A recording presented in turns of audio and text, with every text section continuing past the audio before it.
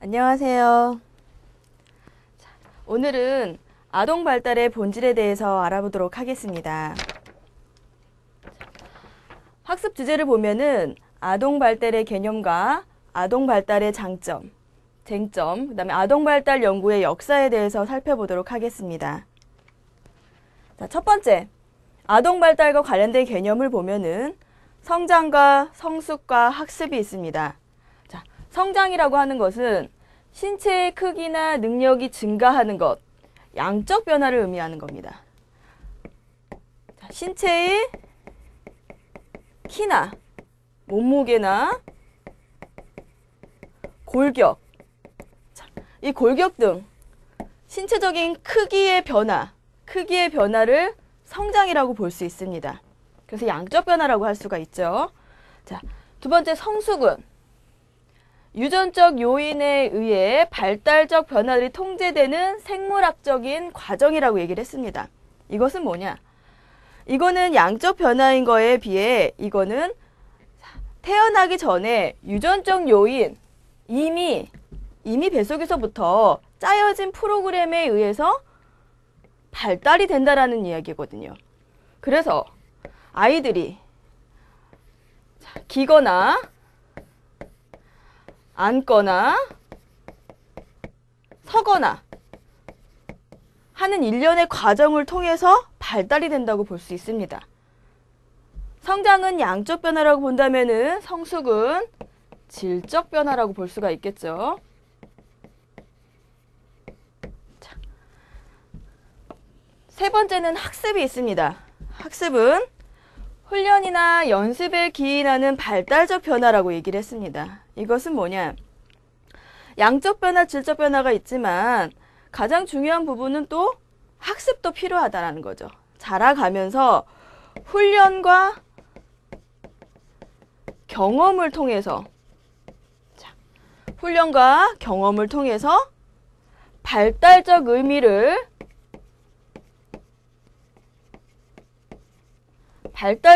찾는다는 겁니다. 이 세 가지가 아동 발달과 관련된 개념이라고 보시면 됩니다.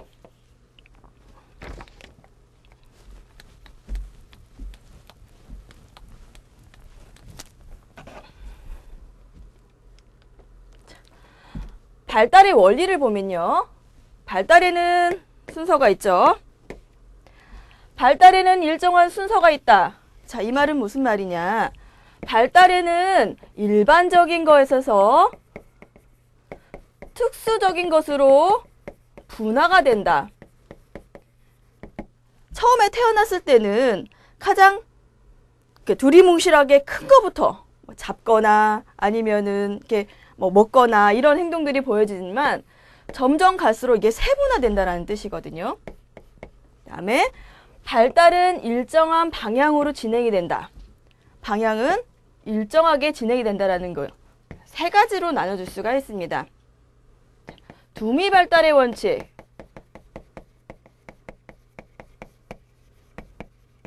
자, 근원 발달의 원칙.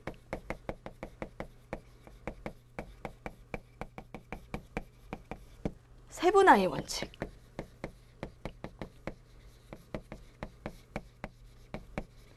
자, 두미 발달의 원칙은 말 그대로 머리부터 발까지 발달이 된다는 뜻입니다.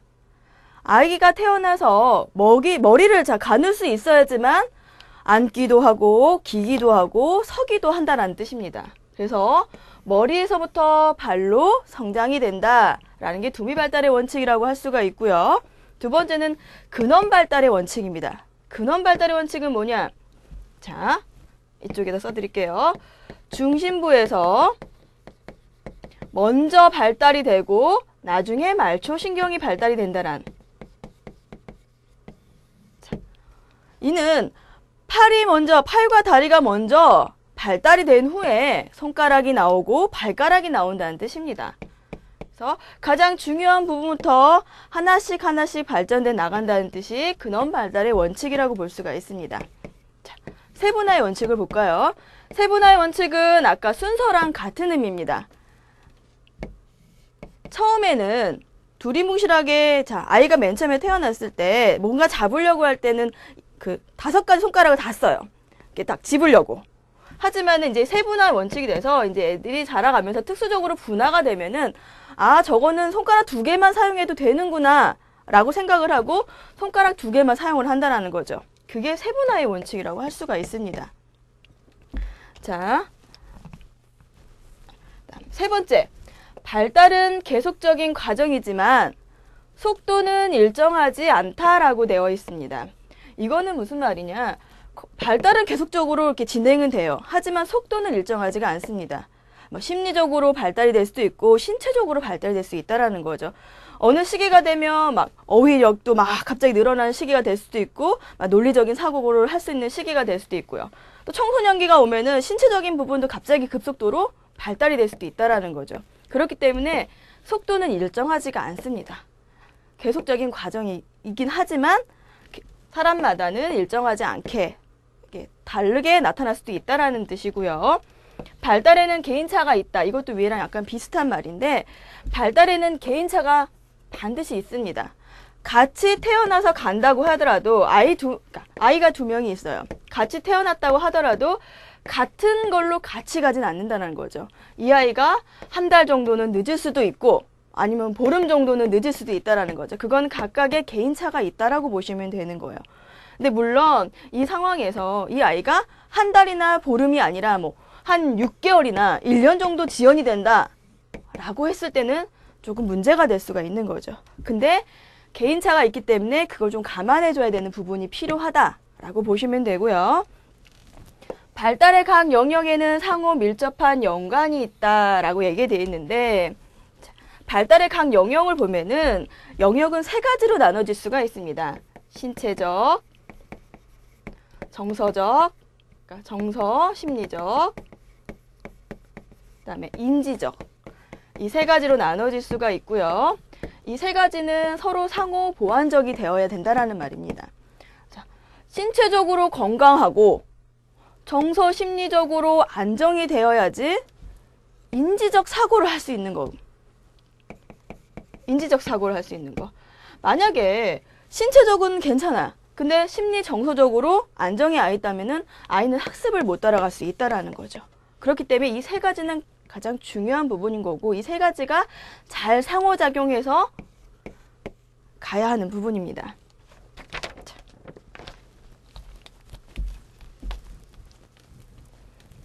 자, 3가지를 볼게요.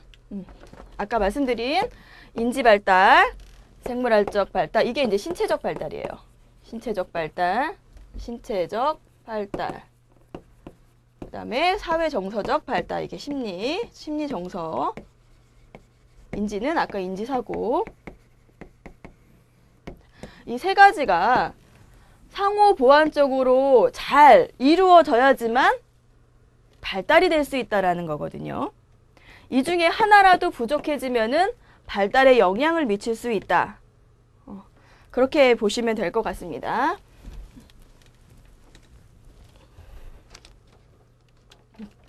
자, 아동 발달의 단계를 보면요. 단계를 4가지로 분류를 했어요.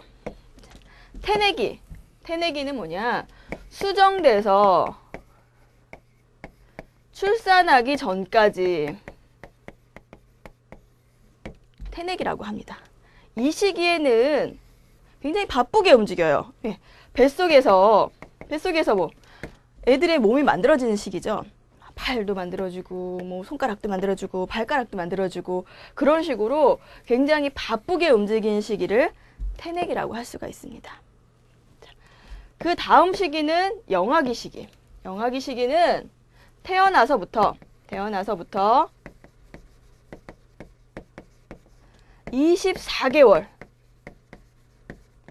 자, 태어나서부터 24개월 때까지를 영아기라고 표현합니다. 이 시기에 아이들은 굉장히 관심도 많고 호기심도 많습니다. 성장도 있죠. 성장 발달도 있고. 자, 아이가 호기심도 많습니다.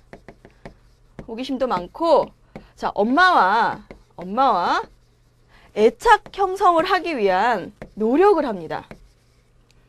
애착 형성하기 위해 노력을 합니다. 그리고 이 시기에 가장 많이 보이는 아동의, 그러니까 유아기, 영아기 아이들의 행동은 무조건 입에 집어넣죠. 먹는 거, 보는 거, 빠는 거. 이게 자, 영아기 때 보여지는 특징이라고 했습니다. 그러니까 이때 아이들을 만나보면은 무조건 다 입으로 가요. 그렇다고 해서 뭐 이제 어머님들이 얘기하죠. 지지야, 먹으면 안 돼. 이렇게 얘기하죠. 이 시기에 호기심이 굉장히 많기 때문에 아이들은 그냥 보는 족족 입으로 가져갑니다. 그리고 이 시기가 가장 중요한 거는 엄마와 애착 형성을 하기 위해서 노력하는 시기이기 때문에 이 시기에 만약에 아이가 애착 형성이 안 됐다라고 하면 이제 문제가 발생이 되는 거죠. 그래서 나중에 보면 뭐 반응성 애착장애라든지 분리불안이 안 된다든지 이런 것들이 이 영아기 때 보여질 수 있습니다. 이때 엄마와 충분한 애착 형성이 돼야 되는 시기인데 그게 안 됐을 때는 이게 이제 문제로 발전될 수 있다라는 걸 볼 수가 있고요.